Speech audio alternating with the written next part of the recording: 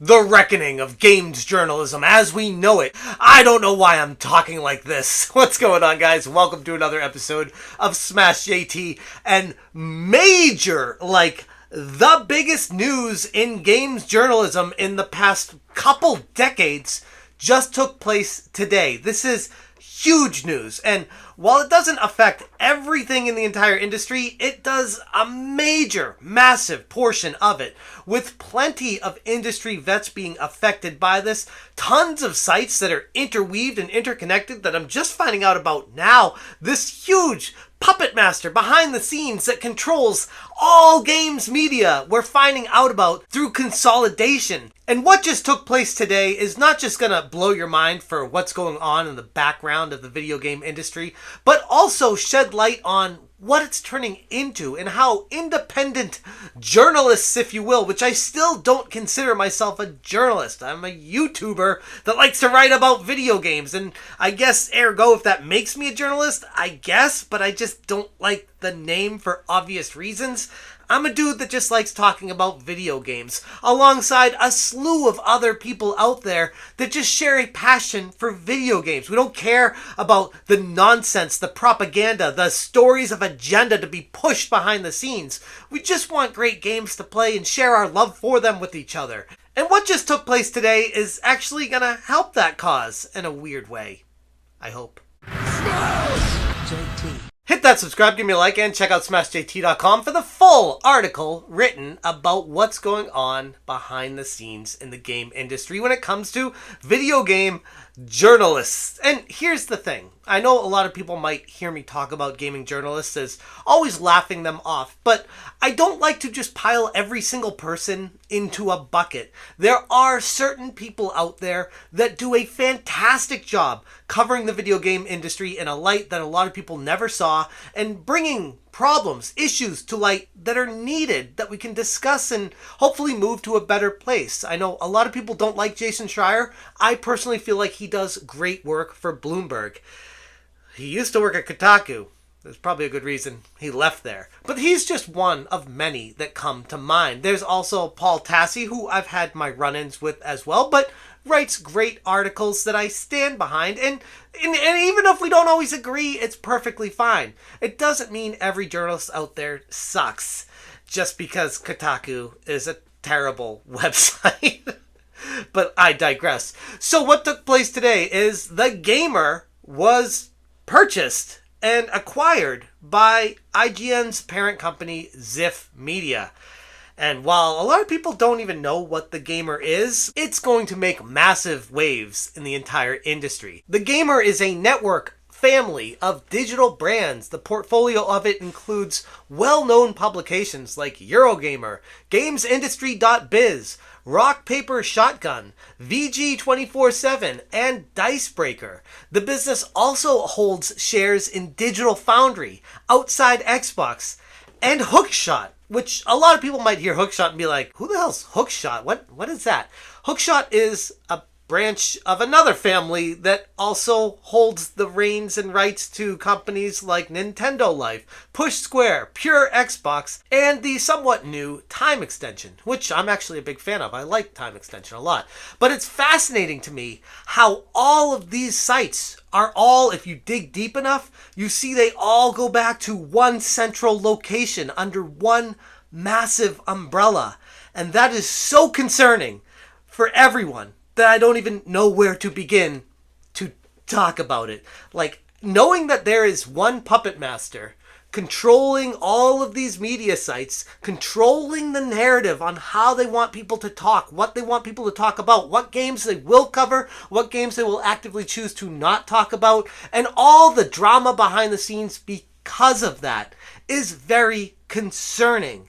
But here's the light at the end of the tunnel that I'm seeing with all this, and maybe it's my own biased perspective, but I run SmashJT.com. I've recently encountered another great website out there called ThatParkPlace.com. And in addition to that, I've also found out about FandomPulse.com, among so many other websites out there run by individuals or groups of independent people that have their own thoughts that aren't controlled by a massive corporation. And I almost feel like this is a renaissance in a way for independent creators to fight back against these massive umbrella corporations that control all games, news, network, media. Like, it is scary from a certain perspective, but they can't take away the rights of the individuals having a voice, no matter how much people like Alyssa Mercante want to threaten to sue to silence them. The consolidation is bringing several challenges ahead, with many people not being very pumped about it. The first is it reduces the number of journalists in the video game industry, and people that work in the game industry that have been doing it for a while may be at risk for losing their job over this acquisition. And while I don't revel in seeing someone lose a job ever, it is nice to know that the consolidation is almost in a way trimming the fat of what has become just a monstrosity behemoth of a video game industry that is just untamable at this point. And it needs to be dialed back quite a bit, especially from these mega corporations. So in a weird way, I'm looking at that as almost like a positive. Like I said, opening up an avenue for independent people to be able to create their own sites and talk about games and have an audience gather together to discuss it with them instead of everyone just going to these massive, gigantic sites to talk about stuff. This can be looked at as a very good thing. And I would encourage anyone that gets let go from these companies to try to start their own independent organization, their own independent website where they carry on what they love to talk about if they genuinely love video games. And in a weird way, it's kind of finding out who loves video games and who was just doing this because they were making money and it was paying the bills for them, barely. And they were just fell into the job and they were just doing it because it worked. Like, this is a way to find out who really enjoys what they were doing. The redundancies announced across the UK-based organization highlight another side effect. As much as we laugh at companies like Kotaku and their joke of a publication that they run with activists that are posing as journalists, like we all know, ultimately this is something that could be a bad thing, where it's losing voices of people that don't have an agenda, that aren't pushing propaganda, that really do genuinely love video games and were contributing in a meaningful way to a major company. This is not a great thing. I don't want to just cheer it on because, yeah, journalists bad. I hope they all get fired. No, I think they do offer valuable insight to the game industry, and some of them do genuinely have a passion for it. Then we get people like Jordan Midler at Video Games Chronicle, a site that I love, but holy crap, this was a bad take a couple months ago. He wrote, "When all games media is gone, what are talentless hack YouTubers going to read out verbatim for many thousands of pounds?" This take was so bad, I didn't even know where to begin with it, but obviously tempers were flaring. This was back when Kotaku announced that their journalists were going to need to write guides, and they had someone resign because they were so mad that they weren't able to push their propaganda.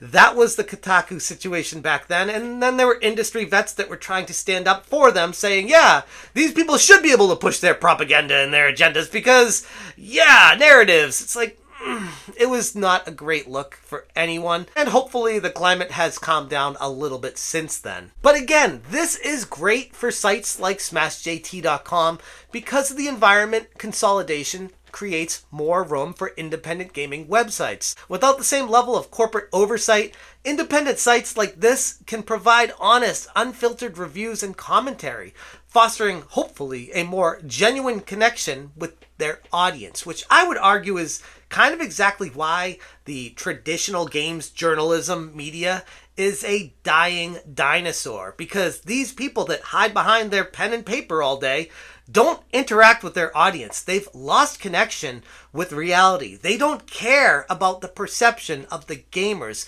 They have their own interests in mind and push the agendas because of that for the most part. Whereas YouTubers, it's more of like a inclusive environment. I want to find out what you guys think about stuff. You guys want to, react what I say, and we push the conversation to a better place. Whereas traditional journalism doesn't really do that, and it doesn't really keep up with the modern era of technology where everything is now. Let's find out what's going on next. How do you feel about this thing? How do I relate to you because of that? And move on from there. The acquisition of the Gamers Network by IGN Entertainment marks a significant shift in the games journalism space. It underscores the importance of maintaining a diverse media landscape where independent voices can thrive. As gamers, it is our responsibility to support independent platforms and ensure that a variety of perspectives can be heard. Only then can we ensure a balanced and vibrant discourse in the gaming world, even if we don't always see eye to eye. And that's one of the things that I genuinely appreciate about YouTube, especially the interactions I have with some of you guys that come back after a while. They're like, man, I wrote you off. I never wanted to talk to you again after your take on whatever random thing it was that I talked about. And then you come back and you're like, yeah, you know what? We disagreed back then, but I can see where you're coming from, and I appreciate your perspective on this situation, and now I'm back. And there's nothing that makes me happier than seeing that kind of stuff. So I guess in a way, I'm a little bit selfishly optimistic about this turn of events, but I could definitely see why it feels like the walls are caving in on journalists in the video game industry in general.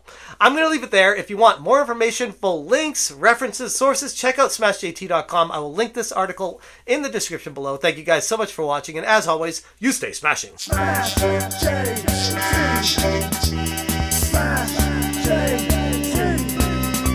Smash JT.